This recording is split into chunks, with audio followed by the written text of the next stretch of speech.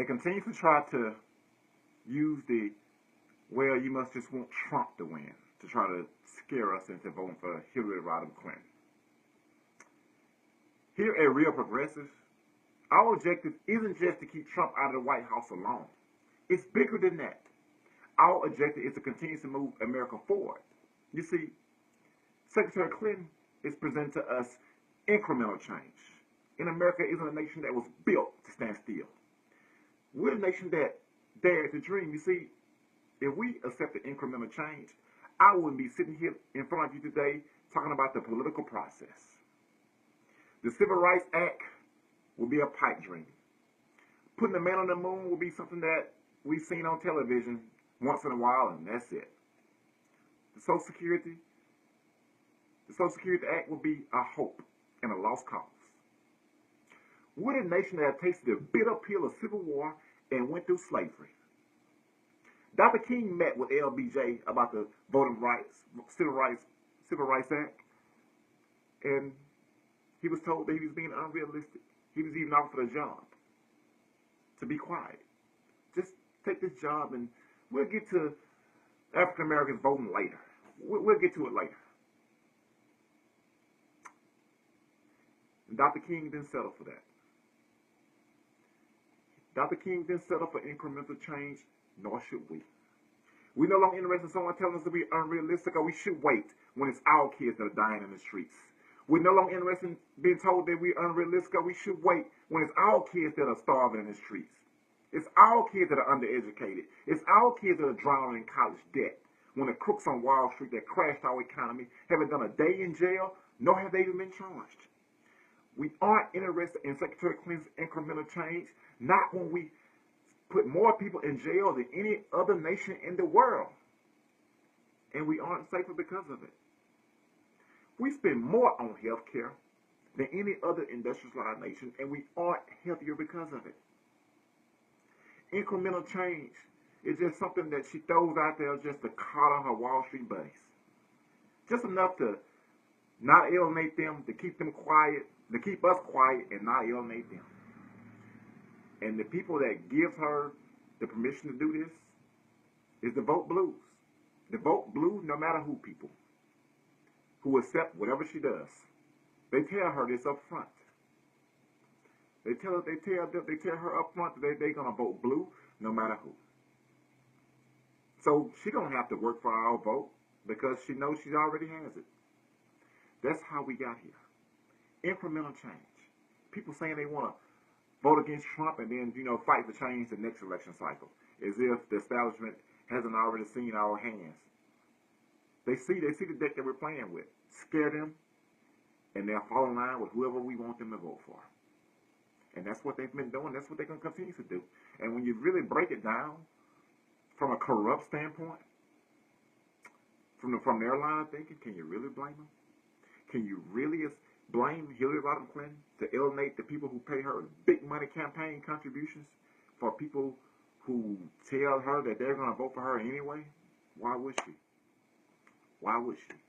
Imagine Hillary Rodham Clinton during the time of FDR, when he was trying to get the Social Security passed. Imagine that. Imagine her telling him you're being unrealistic.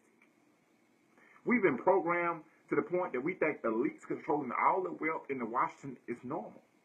But we have a past history that tells us otherwise. But yet, some of us still get amnesia when it comes to it. I don't know why. Dr. King was told that he was being unrealistic time and time again. He didn't settle for that. He didn't settle. Had he settled, I wouldn't be sitting in front of you guys today talking to you about the political process. I wouldn't be here. We have proof of what happens when we stand for change. In the 1960s, we demanded change. We didn't accept BS. We didn't accept people saying, oh, yeah, you can't get this done. It's too hard. And then when we have the audacity to call out Hillary Rodham Clinton on her BS, the corporate media and even her supporters say, oh, you can't be saying that you're weakening Hillary Clinton in the general election. If me speaking the truth about Hillary Rodham Clinton, is weakening her chances in the general election, it sounds like to me that the problem is Hillary Rodham Clinton. and not me speaking the truth about her. You think Donald Trump isn't going to speak the truth about her?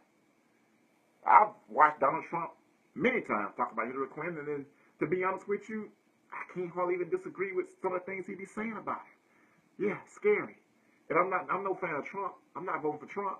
None of us here at Real Progressives are voting for Trump. But what you will not ever see us do at Real Progressives is attack Donald Trump just to prop up Hillary Clinton. That we will not do. If we're going to attack Trump, 9 times out of 10, you're going to see us attack Hillary Clinton at the same time. Everything I can attack Trump for, I can attack Hillary for. That's the scary part. Everything. The time is now. You know they had a system rigged against us when they have our third-party candidates locked out of the debates. I want to see Jill Stein in the presidential debates. We need to see Jill Stein in the presidential debates. We need to see Gary Johnson also in the presidential debates. I know some say, well, Gary Johnson say he may sign a TPP, so he shouldn't be in the presidential debates. I disagree with that notion. He needs to be able to come to the table and explain to the American people what he believes in, and then let the American people reject those choices. This is a democracy. It's not a democracy when you keep someone who's running for political office trapped outside of the debates. We have to move forward. We have to live up to the promise of America and what it actually promised. Freedom of speech. And we are the nation that did big ideas. We're the nation that has always went bold. And I think it's selfish for Hillary Clinton to even be running for president. Yeah, I just went there. If you say the issues that we face are too hard, they're too serious, they're too many, they're too hard to tackle, then get out of the way and let someone tackle them. Don't stand in the way of people that are actually trying to make real change happen. You're being selfish. You're being selfish by standing in the way of those who actually want change. Jill Stein wants change. Jill Stein believes in canceling student debt. Jill Stein believes in going after the crooks on Wall Street who crashed our economy. Jill Stein believes in going after the people that put innocent people in jail year after year. Hillary Clinton takes money from the private prisons lobbies year after year. And yet we're supposed to believe that she's going to be the one that's going to actually fix our criminal justice system. Are you serious? Are you kidding me right now? She's a flawed candidate, of course. But that doesn't mean we have to settle for her. The vote blues will settle for anything as long as they say they're a Democrat. It's almost like if Hitler said he's a Democrat, would you vote for him too? You guys despise Trump, and we all do. But if Trump said he was a Democrat, which he once did, would you vote for him too? Stop being duped and pimped like prostitutes. Stop being duped and pimped. Hillary Clinton and Donald Trump are friends. They're one of the same. Donald Trump has said horrible things. Hillary Clinton has actually done horrible things. Donald Trump once endorsed Hillary Clinton. So don't believe the hype that these two aren't working together. Trump is a plant. I still stand by that. And what I always say, let's continue to do what they said couldn't be done. What the cynics said couldn't be done. Remember, cynicism didn't put a man on the moon. Cynicism didn't sign a civil rights bill. And cynicism won't make real change happen in this country. I'm just going to leave it there. Have a great day, everyone.